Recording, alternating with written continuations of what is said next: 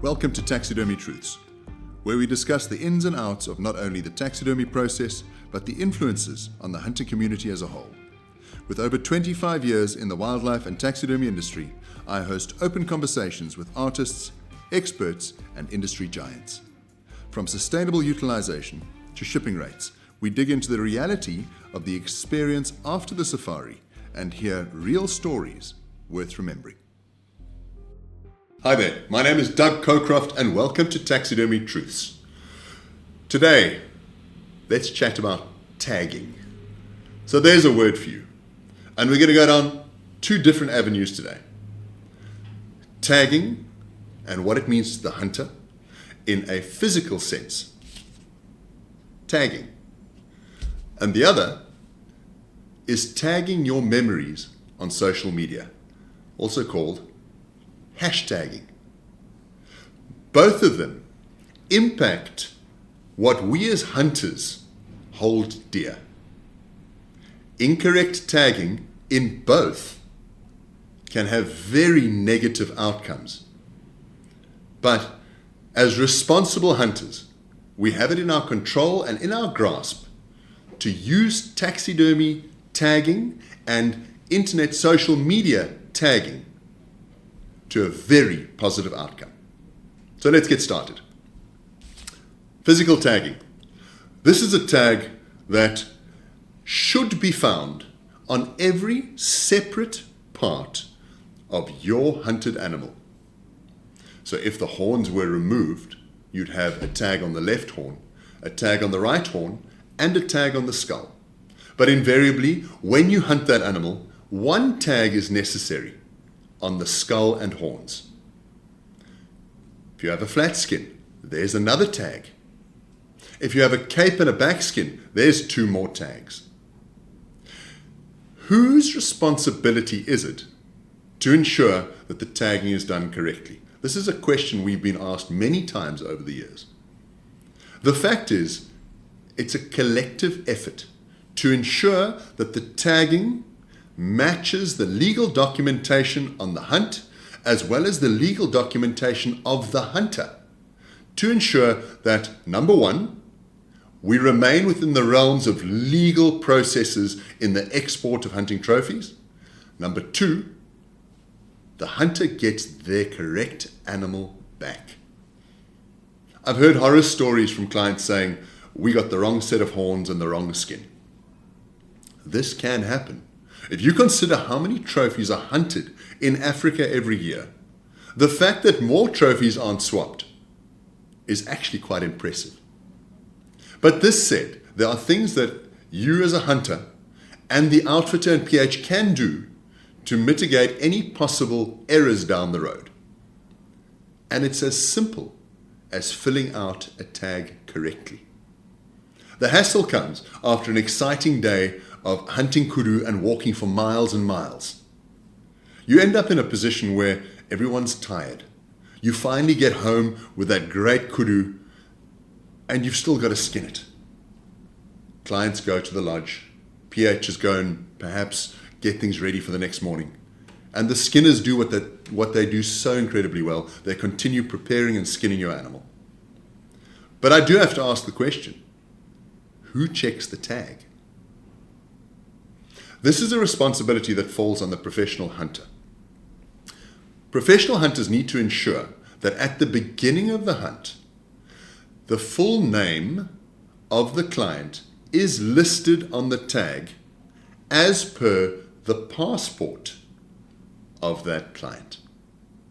So, Richard Smith, who might be called Bob as a nickname, or Richie, should have Richard Smith written on his tag, where it says client, Richard Smith. Because Richard Smith is the name that you're going to find on the hunting documentation. Richard Smith is the name that you're going to find in the hunter's passport. And when it comes to the importation of trophies into the US, for example, and the social security number of Richard Smith has to match up with the address that is listed on the hunting paperwork, the social security number will not recognize Richie or Bob or any other nickname. So while it is a social fun event, the legalities for hunters are very important. With the anti-hunting movement that we face in the world today, the anti-movement is looking for any reason, any excuse that they can find in order to prohibit, slow down, hinder, and stop hunters from hunting and ultimately getting their trophies back home. If we as hunters follow the rules and we become professional in every aspect of what we do, you take away those obstacles. You enable the hunter to continue hunting effortlessly and without hindrance. So, rule number 1, write the correct name of each hunter as it appears on their legal identity documents. The same name must match in the hunting paperwork that the PH completes. It seems like something simple. More often than not, unfortunately, nicknames, abbreviations, or just Richard is written on the tag. How many Richards are there that come and hunt? That's another hassle. So as a taxidermist, we receive trophies from the hunting outfitter, and quite often you'll receive a number of clients in one load of collections. The chances of having 2 people with the name of Richard is fairly high. 2 marks, no problem. So if we collect 2 batches of trophies and both are listed as Richard, it becomes an administrative risk to the taxidermist when we check those into our inventory. The cost implication, all of the trophies have to be re-tagged upon receipt into the taxidermy facility to ensure that the tag name matches the hunting register, matches the ID document of that client. It slows down the process of us getting the trophies into system and therefore getting the work completed, because there's back and forth between the hunter and the taxidermist to ensure that just the names are spelt correctly. This sounds tedious. We've had clients get very irritable when we ask for basic information. But the fact is, if we are not supplied as taxidermists, if we're not supplied with the information correctly, and there is a difference in names, we have to untangle it, and it takes time. So, name and surname. Very, very important. The species is written on the tag. Is it a white blessbuck? Is it a common blessbuck? Is it a black impala? Is it a common impala? Is it a black springbuck, white springbuck, copper springbuck, saddleback springbuck, Kalahari springbuck? Which one is it? Because when the taxidermist receives that animal, it's already been skinned. Salting is pretty much complete. And quite often the salt and the dust, it dampens the colors in the skin. And when you pick up a light-colored black springbuck and a dark-colored copper springbuck, they look very similar. This is up to the PH and the client to ensure that the correct species is listed on the tag and attached to the correct animal. The parts of the animal: shoulder cape, back skin, flat skin, full mount. It's important, once again, for identifying these trophies in the process of taxidermy or dip and pack and final export. If there is a tag that says it's a flat skin and it is in fact a cape, and it gets to customs in the United States, and they happen to choose that consignment to inspect, and the tag says cape, the product is a flat skin, and on the paperwork it's listed as a cape, potentially that entire shipment can be seized, returned to where it was just sent from at the cost to the client, and all the paperwork has to be redone again. So the species part the cape, the back skin, the flat skin, the hooves, left horn, right horn, skull. It must be accurate. So while hunting is fun and we're out there in nature simplifying our lives as hunter-gatherers, the necessity to be more accurate today is higher than ever. Please make sure the tags are correctly filled out. As a hunter coming to hunt in Africa, my suggestion would be, you've invested an incredible amount of money to fly over, take time away from work, often time away from family. You've bought into the responsible use of this incredible resource, our wildlife in Africa. You've invested. Check your investment. Make sure. Take the time.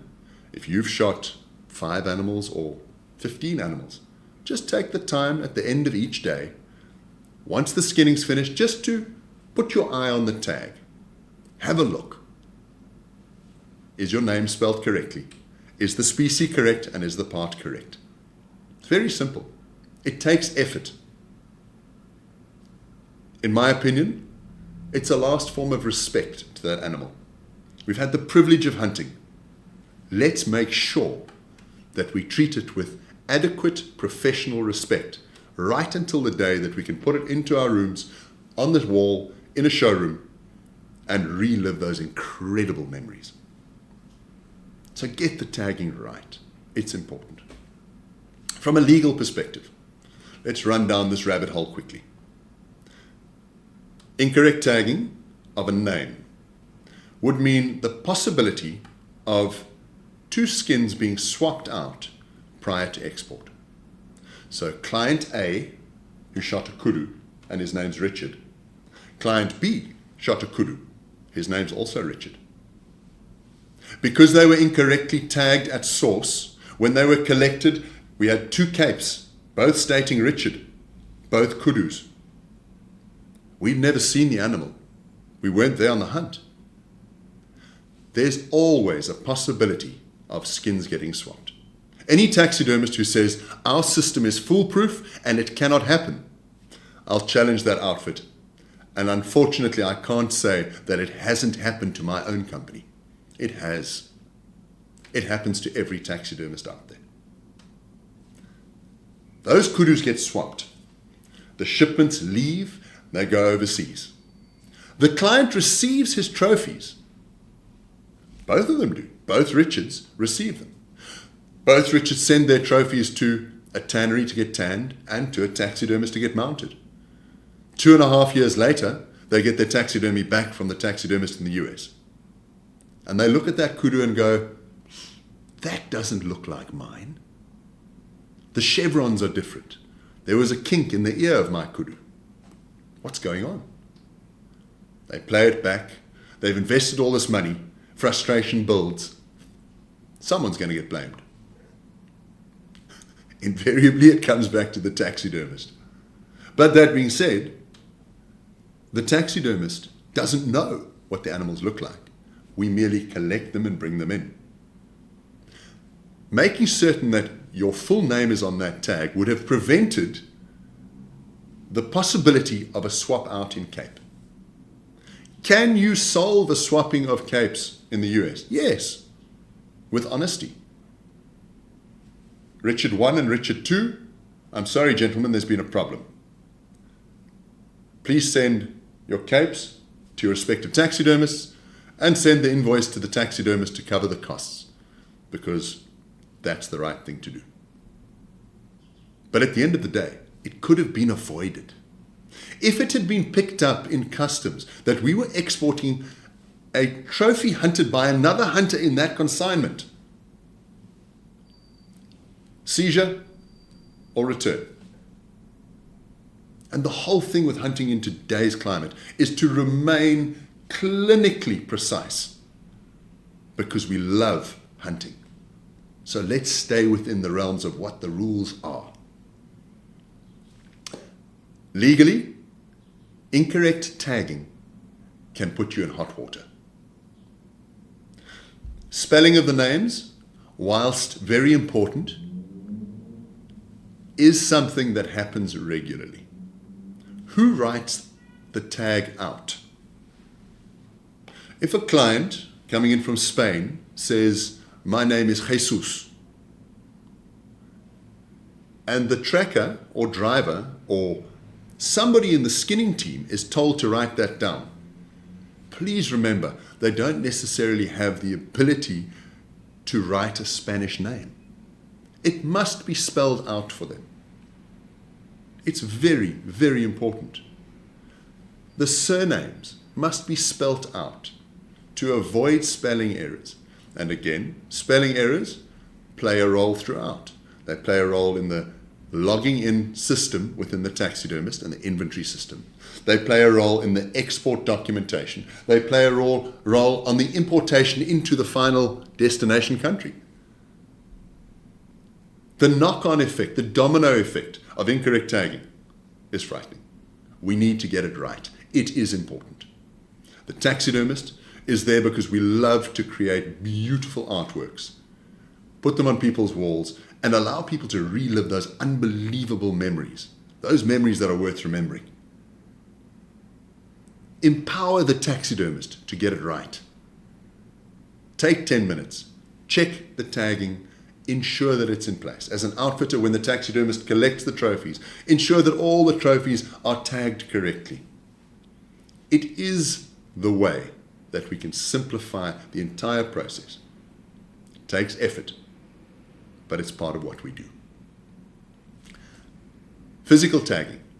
I can't emphasize enough the value and importance that it plays in the process of taxidermy, getting the mounts home, and you enjoying your animal for many years to come. So let's take a step to the left. Tagging on the internet. Now, in the era we live in at the moment, marketing has changed. I remember when I started, marketing was pamphlets, brochures, actually getting in front of clients. Today, it's social media mania out there. AI has got so far ahead that it's creating its own accounts. There are AI celebrities, companies using AI to market their products. It's no longer as personal as it was. It just keeps regenerating. We live in a different time. We're in the technological era. And it's got a hold of every industry that we come across every day. Hashtagging is a means of identifying a common thread in several photographs. So let's say in one particular month, buffalo hunting is viewed more than the previous month. It's trending. So I see that buffalo hunting is trending.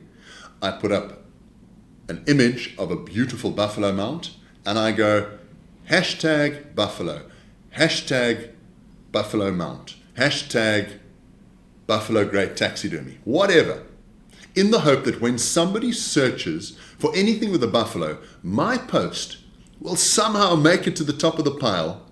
He'll see what we're doing and be interested in the product and service that my company offers. Do you want to be recognized in a clean environment or one that is frowned upon? Because at the end of the day, the algorithms behind social media have ensured that sensational content floats to the top of the pile the fastest. I know other things that float, and it's very much the same. Sensational content could be surrounded by all sorts of negative connotations to the industry at large. So, kill shots. If you use the hashtag killshot, anyone who's against hunting would be able to simply search all of those images, comment negatively, take that information and create campaigns against what we hold dear. Let me pose a question. How about if for one day, everybody posted respect hunting. On every image that you post around hunting, around taxidermy, the tag was used, respect hunting. That's positive. We're attaching respect, a good value, to hunting that is a heritage and a wonderful pastime. As custodians of wildlife, we have to manage our resource. So why not promote it through the correct tags? So on the one end, we can do a lot of good. The same as tagging an animal correctly. On the other end, we can do a lot of damage. The same as tagging an animal incorrectly. The damage you can do with a poor hashtag affects everybody. It blankets the industry in a cloud. And unfortunately, until such time as we learn that everything that you do and say on the internet has an effect, until that knowledge sinks in, I believe that there will constantly be negative influence against the hunting industry, because sensational content sells. Keep it clean, keep it professional, keep it elegant. Respect the animal, respect the heritage, and tag it correctly. A little bit about tagging. It is something that needs to be taken very seriously. Your taxidermist should provide the hunting outfitter with adequate tags. These tags over here, boil-proof, tear-proof. You can write on them with a normal pen, and the pen sticks. A good quality tag is cheap compared to what could happen if you don't tag your animals correctly. Thanks for your time. Thanks for watching. This is another episode of Taxidermy Truths, and I certainly hope it's worth remembering.